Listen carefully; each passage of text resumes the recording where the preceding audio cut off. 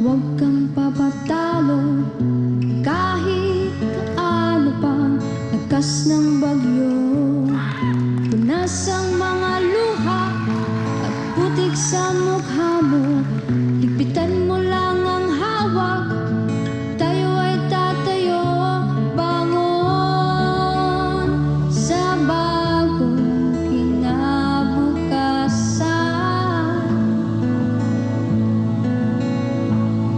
Tatagan mo lang ang loob mo, kaibigan.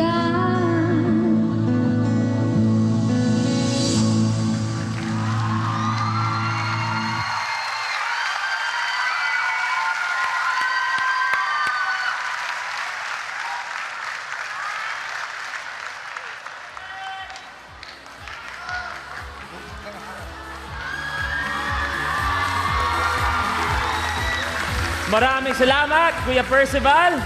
Dito po tayo, sir. Ito na po, Sir Percival. Ito na ang mikropono nyo. Ayan, okay na. Nagustuhan kaya ng ating mga judges ang inyong obra, starting with Vice. Ang galing-galing ng talent mo, nakakabangha, kasi kinukwentuhan mo kami at binabahagian mo kami ng aral nang hindi mo kinakailangang ibuka ang bibig mo. Sa pamamagitan lamang ng haplos ng kamay mo sa putik na yan, ay binibigyan mo kami ng aral na magagamit namin sa araw-araw na pwedeng magpalakas ng loob namin.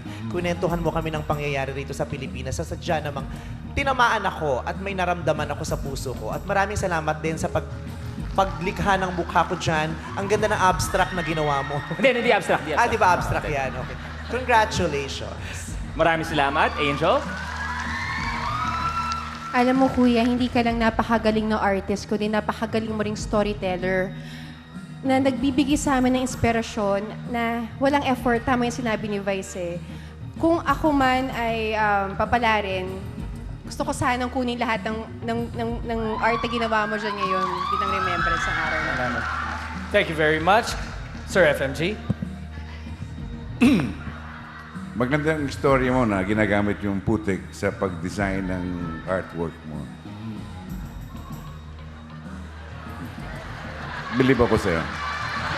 Thank you very much, Boss Nakakatawa yung FMG. cliffhanger. Oo, nakakakaba yun, Boss, ha? Ito na, Judge Robin.